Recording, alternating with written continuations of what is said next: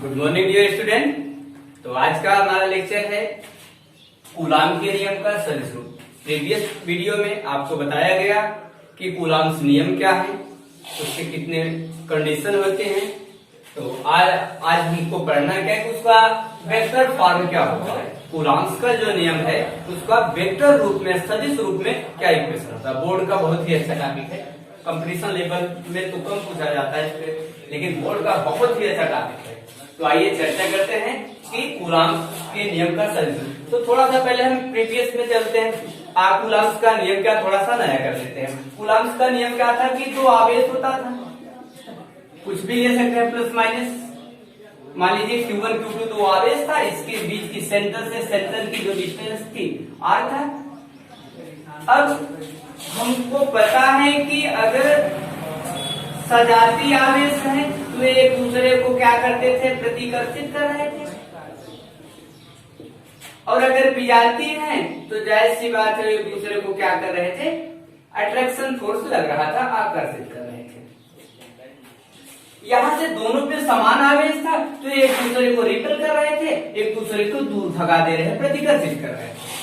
इस पर लगने वाला बल को हमने माना F1 पर, इस पहले आवेश पर दूसरे के कारण लगने वाला बल वेक्टर F1। इस आवेश पर इसके कारण लगने वाला जो बल है उसको हम कहेंगे F21 वेक्टर। यहाँ से आपका जो निकल के फार्मूला आया था F is equal to 1/4πε0 Q1 Q2 upon R। कि भाई उस पे लगने वाला चाहे वो आकर्षण बल है चाहे प्रतिकर्षण बल होगा, तो डिपेंड करता है कि चार्ट पर आवेश कैसा है, पॉजिटिव आवेश है कि नेगेटिव आवेश है, उस पर डिपेंड करता है। तो उस पे लगने वाला जो बल होता था वो कितना होता था, 1/4πε0 Q1 Q2 बटे R²। ये तो कूलाम्स का नियम था। और इसी को हम सदिश रूप में पढ़ेंगे कि इसका सदिश रूप क्या होता है। तो आइए चर्चा करते हैं कि कूलाम्स के नियम का सदिश रूप क्या है। तो मान लीजिए हमारे पास दो आवेश हैं, एक का नाम हमने रखा +Q1, इसका नाम हमने रखा भैया +Q2। माइनस प्लस से आप डिस्टर्ब न होइएगा, आपके ऊपर आप कुछ भी ले सकते हो।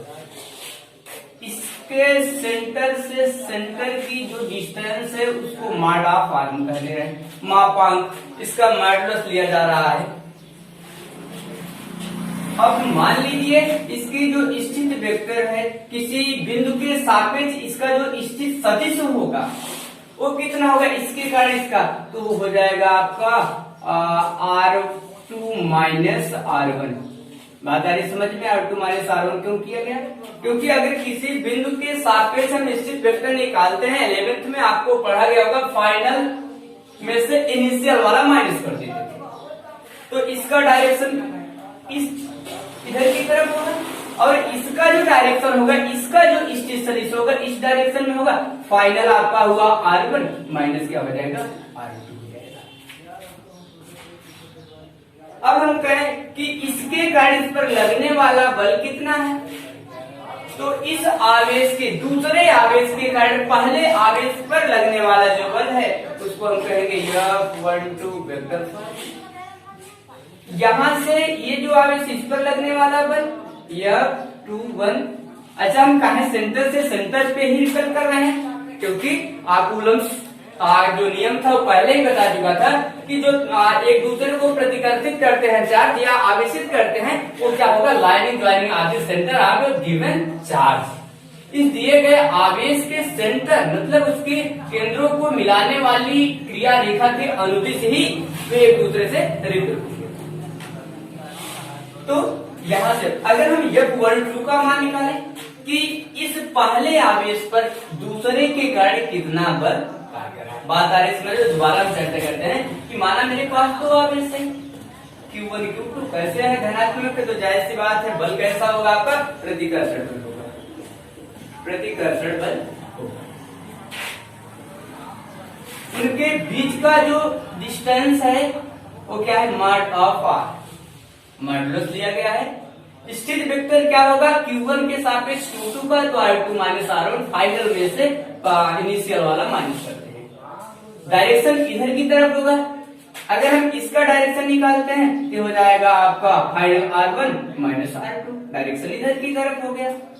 तो अगर हम F12 का मान निकालते हैं, वेक्टर F12 का मान, तो formula according to Coulomb's law जो बोलता है, कूलम्स का नियम जो बोलता है, वो होता है 1/4πε0 Q1 into Q2 upon mod of R का स्क्वायर इंटू 11th में आपने पढ़ा इसका पोजीशन वेक्टर क्या होगा, इसकी सदिश क्या होगा, इसका सदिश ये हुआ। F12 का इसका सदिश यही तो हुआ, इसकी सदिश यही तो दर्शा रहा है।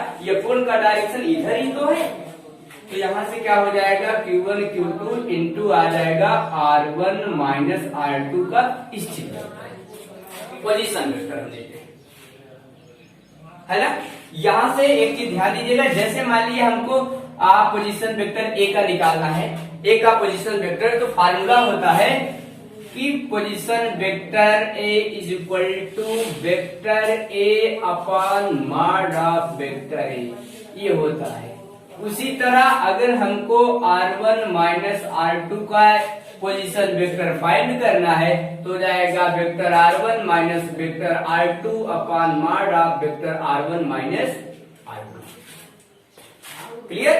तो यहां से ये जो मान है पुटअप कर सकते हैं।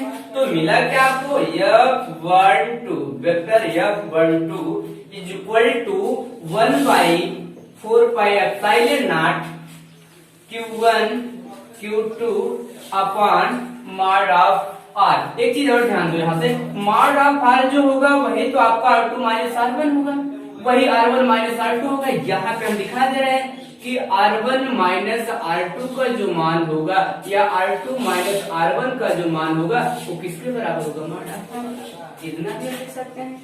तो इस मॉड ऑफ R के स्थान पे हम लिख सकते हैं R1 माइनस R2 का होल स्क्वायर इंटू इसका आ गया फार्मूला ये क्या, स्थित वेक्टर का R1 माइनस R2 बटा R1 माइनस R2 का मान, या इसको दैट्स कैन बी रिटन है, इसको हम इस तरीके से भी लिख सकते हैं 1/4πε0 Q1 Q2 upon vector R1 minus vector R2 का मान क्यूब हो जाएगा, स्क्वायर इंटू एक और पूरा हो गया, क्यूब हो गया इंटू R1 माइनस R2।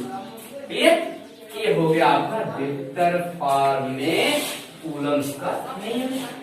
अब बात आती है, सर आपने तो प्रीवियस लेक्चर में बताया था कि फार्मूला कूलम्स का होता है 1/4πε0 Q1 Q2 बटा स्क्वायर। यहाँ तो आपने क्यूब लिखा, क्यों लिखा, या यहाँ क्यूब लिखा, यहाँ भी तो हमने R1 माइनस R2 लिखा, कट जाएगा, ठीक है।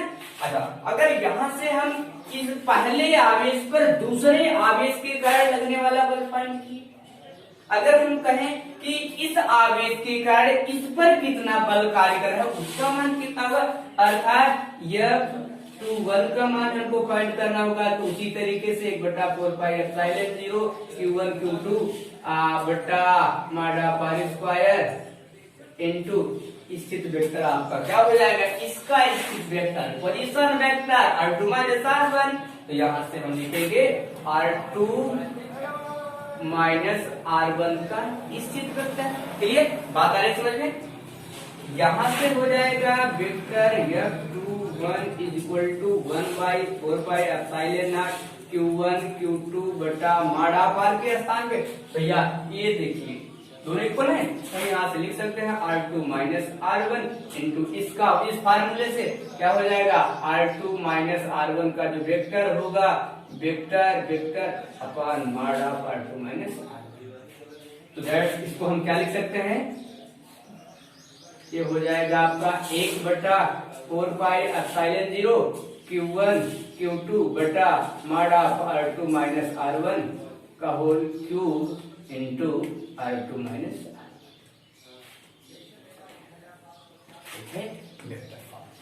कूलम्स के नियम का वेक्टर फॉर्म। इस पे चर्चा किया गया, जब दोनों आवेशों के मध्य क्या हो, स्पेस हो, स्पेस मीन्स निर्वात हो, कोई पराबलता न रखा गया हो। ठीक, दोबारा समझ लेते हैं कि कूलम्ब के नियम का सदिश रूप क्या है? मान लीजिए दो आवेश है जिसके बीच की जो डिस्टेंस है मॉड ऑफ r लिया गया, इसके सापेक्ष इसका पोजीशन वेक्टर हो गया r2 माइनस r1 और इस आवेश के कारण इसका जो पोजीशन वेक्टर हुआ r1 माइनस r2 हुआ। इस आवेश पर इस दूसरे आवेश के कारण लगने वाला बल एक हो गया और इस आवेश पर पहले आवेश के कारण लगने वाला बल ये एक दूसरे को रिपेल करेंगे क्योंकि समान आवेश है, किस दिशा में रिपेल करेंगे और उनके सेंटर को मिलाने वाली क्रिया रेखा के अनुदिश। तो अगर यहाँ से हम F12 का मान निकालते हैं तो बाई जो कूलम्ब का जो ला बोलता है कि 1/4 Q1 Q2 बटे r स्क्वायर बट डिस्टेंस हमने मॉड ऑफ r लिया तो मॉड ऑफ r का स्क्वायर इनटू पोजीशन वेक्टर जो होता है वो लिखा जाता है। स्थित सदिश लिखना न भूलें। यहाँ से स्थित सदिश का मान फार्मूला जैसे वेक्टर ए का स्थित सदिश निकालना है तो होता है vector A upon mod of vector ए। तो इसका हमको निकालना है तो इसी के अकॉर्डिंग हो जाएगा vector r minus vector r2 upon mod of vector r1 minus r2। मान को हमने पुट किया, मल्टीप्लाई हो गया, होल क्यूब हो गया। इसी तरह F2 पर भी मान निकाला। ठीक, तो आज के वीडियो में बस इतना ही। अगर वीडियो अच्छा लगा हो तो शेयर कमेंट करना ना भूलें, हमारे चैनल को सब्सक्राइब करें और बेल आइकन को दबाना